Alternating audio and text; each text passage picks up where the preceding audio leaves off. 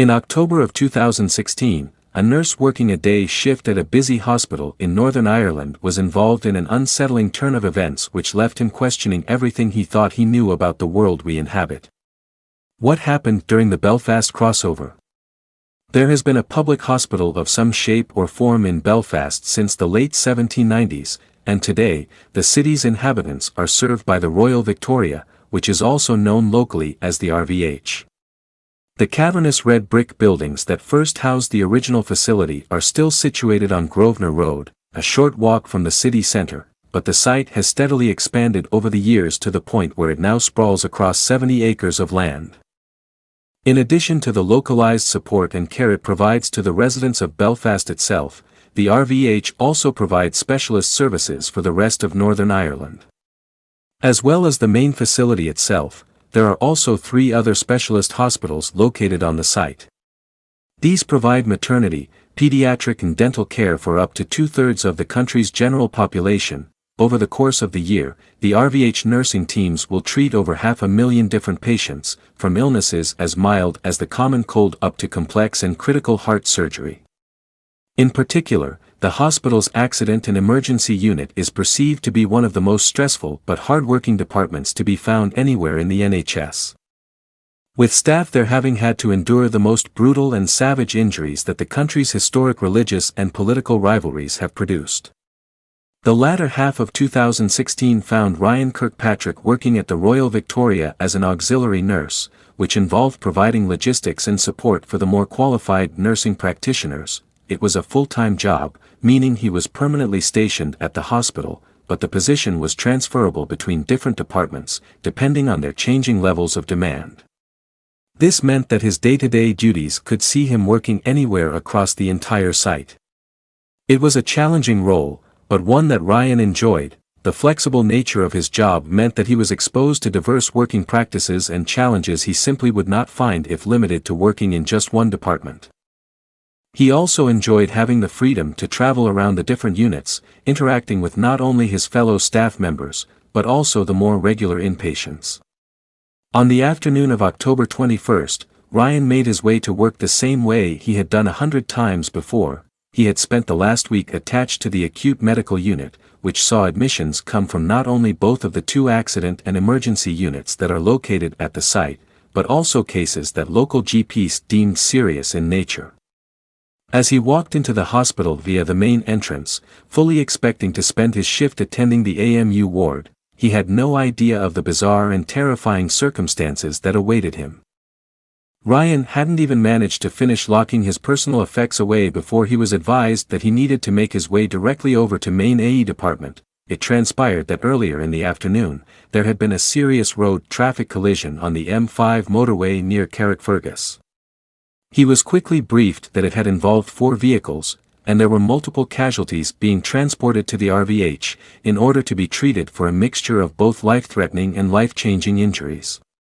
He arrived to find the AE department in a predictable state of chaos, and immediately threw himself into the busy task of helping out the regular nursing staff with whatever they needed to assist in stabilizing their patients. The sights and sounds he experienced throughout that day were truly testing, but the auxiliary nurse steadily took it all in his stride. This was what he had joined the NHS for, to help people in their most desperate time of need. By 6:30 p.m., things had calmed down enough for him to be released back to his allocated duties. He was thanked for his efforts, before he made his way over to the AMU to finish what remained of his shift. When Ryan finally arrived and spoke to the sister on the ward, she told him that the last medicine round had not yet been done, and asked him if he could pick it up. After stopping for a brief refreshment break, he collected a medicine trolley and loaded it up at the secure medicine store. Then made his way through the winding corridors into the heart of the ward. Ryan's first customer of the day was an older lady, whom he had never treated before. As he cordially introduced himself and went over to retrieve the treatment chart from the end of her bed, he was met with a polite but slightly puzzled greeting in return. The patient would go on to inform him that not only had she already received her second round of medication for the day, but that it had been Ryan himself who had administered it, about an hour beforehand. Dismissing this as mild confusion on the part of his patient, Ryan explained that he had in fact been working in AE all afternoon, and so unfortunately she must have been mistaken. He confidently showed her the chart, which appeared not to have been checked off for that evening, when the occupant of the next bed along shouted for his attention. She was slightly younger than the patient he had been talking to, and confirmed that not only had Ryan already attended that afternoon to give the older lady her medication, but he had in fact done so for the entire ward. Becoming slightly unnerved at the unshakable conviction that his patients were displaying, Ryan decided to go and ask at the nearby nurses' station to see if anyone in an official capacity could explain the odd turn of events he was now experiencing. He found the ward receptionist there, chatting away to one of the other nurses. And both confirmed that they had indeed seen Ryan doing his rounds about the department earlier that afternoon. Despite their insistence, Ryan was adamant that he had been nowhere near the ward all day. Having only arrived 10 minutes beforehand, he became immediately concerned that a major misunderstanding and possibly even negligence had taken place, which might have resulted in a very serious outcome. If medicine had been administered to each of the patients, then why hadn't their respective charts been completed? He tried to find the sister who had instructed him to carry out the medicine round, but she was nowhere to be seen. She had apparently finished her shift hours beforehand. Determined to try and get to the bottom of the matter, he put a cursory phone call into the hospital security office, before excusing himself and walking across the site to view the footage captured by the hospital's CCTV cameras. When he arrived, he was informed that the system that covered AE was undergoing maintenance, so there had been no footage captured in that department all day. When Ryan started playing the footage from the AMU department, he experienced a growing mixture of amazement and horror. As he watched, he could clearly see an obscure figure pushing the medicine trolley through the corridors of the AMU, time-stamped an hour and a half before he had even arrived. And he knew in that instant that the figure was himself. But that was impossible. The duty security officer became a little frustrated at Ryan's repeated requests to rewind and rewatch the footage, but the young nurse began to realize there was something interesting and yet unsettling about his phantom double. At no point did it ever show its face on camera. The footage was always captured from behind, or from the side. When its head was facing entirely in the opposite direction, it became clear that his copy, whatever it was, had also left little evidence of its presence, save for the testimony of the people it had passed by. It had also not signed any documentation or checklists as it issued the medication, despite being required to do so. Fearing humiliation amongst his colleagues, Ryan chose to keep the incident to himself. He quietly made his way back over to the AMU and signed off the medication charts for each of the patients before retiring for the evening. Ryan was so unnerved by the experience that he transferred out of the hospital to go and work in Ulster the following year.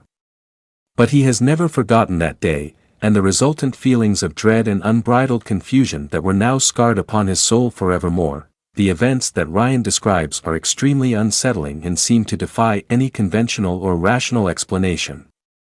Just what was it that he experienced during this otherwise unexceptional and mundane working day? As it turns out, there are a number of theories which we can explore. Stories of time slips and so-called reality glitches are nothing new. They have apparently occurred for centuries. Even in the Dark Ages there were accounts of people experiencing a similar phenomenon, finding themselves momentarily transported to another time and place, unable to comprehend the completely different world they were seeing before their eyes. The real question is whether these time slips actually occur, or whether they are simply all in the mind of the witness. In some cases there is a rational explanation for the perceived phenomenon. We know, for instance, that walls can absorb and record sound waves and play them back under the right circumstances. It has been shown that EVP methods can pick up voices that were spoken in an older building hundreds of years before. Is it such a stretch to theorize that the very fabric of space and time might also be capable of recording images, which can be played back in a similar fashion if just the right circumstances are met? Many ghost sightings are attributed to just this kind of supposed phenomenon. Apparitions are often witnessed walking through walls, where there perhaps used to be a door, suggesting that the eyewitness is seeing a playback of a time gone by. And if we can indeed see recordings of people from the past, why not recordings of entire scenes? Could the imposter Ryan that walked the corridors of the AMU ward have been an ethereal recording of his past exploits in the same area? Maybe so. But if it was, how is it able to interact with living people and real-world items? Perhaps the other Ryan might have been a fleeting visitor from a neighboring reality, who unwittingly crossed over to ours, and perhaps when he later returned to his own time and space, he was being thanked for his help by the AE staff, only to protest that he had been on the AMU ward all day. We have seen in previous cases how many eyewitnesses absolutely believe that they have briefly traveled to or traveled from an alternate reality. Much of the Mandela effect phenomenon, whether real or purely psychological, has been attributed to alleged crossovers between neighboring universes, and the ever-present possibility that reality perhaps exists just as much in the physical world as it does in the mind. Maybe Ryan saw his doppelganger. Over time, the concept of doppelgangers has become somewhat confused with the idea of a long-lost twin or a body double, but it is in fact something far more mysterious than either of those possibilities. A doppelganger is instead a supernatural copy or identical projection of a person, right down to the smallest detail. Doppelgangers have been documented throughout history, and are largely seen as sinister and malevolent entities, whose arrival is often interpreted as a precursor to tragedy or death. Their true motives are unknown, and their actions irrational, with very little direct interaction taking place between them and the subject they are impersonating. In this case, however, the fact that the copy was apparently capable of independent conversation and physical interaction with third parties does not fully fit the characteristics of a typical doppelganger event, although its sentient desire to avoid facing any of the cameras was intriguing. Finally, could Ryan's experience have been the result of a psychotic break, a momentary lapse of memory or concentration, possibly a brief instance of multiple personality disorder? Although Ryan is not a drug user, has no history of mental illness or specific memory loss, and despite the fact that random and transient psychological issues such as this are virtually unheard of, it is not beyond all possibility. Even though the accident and emergency staff were able to confirm that Ryan had been assisting them for most of the day, there might have been a brief period where he was able to slip away to the AMU ward, and then return without his absence being noticed, and maybe he was unaware of his actions in this instance, or that his short-term memory just didn't log the information. Without any video footage from the AMU security cameras which would conclusively prove that Ryan was indeed in two places at once, we unfortunately cannot determine one way or the other what happened on that strange October day back in 2016. We can only speculate. His experience seems to feature elements of all four possible explanations, whilst not comfortably fitting into any of them. His double displayed no signs of aggression or danger to anybody, and so it's possible that it was acting with good intentions, regardless of how much confusion and upset its presence would end up causing for Ryan himself. He is keen to stress that he has never experienced anything like this before in his life, or indeed in the few years since it happened to him. He continues to search for answers as to what took place. This was the reason he sent his story in to us after watching the Crosswade Interlopers, in the hope that he could relate to other people who may have had similar experiences and share their stories. It is unlikely that the answers Ryan seeks will ever be found. And this unnerving experience will forever remain a mystery, but as people continue to come forward describing similar events, which seem to take place in realities that are slightly skewed in comparison to our own, the idea that our reality is not always quite what it seems is prevalent and compelling.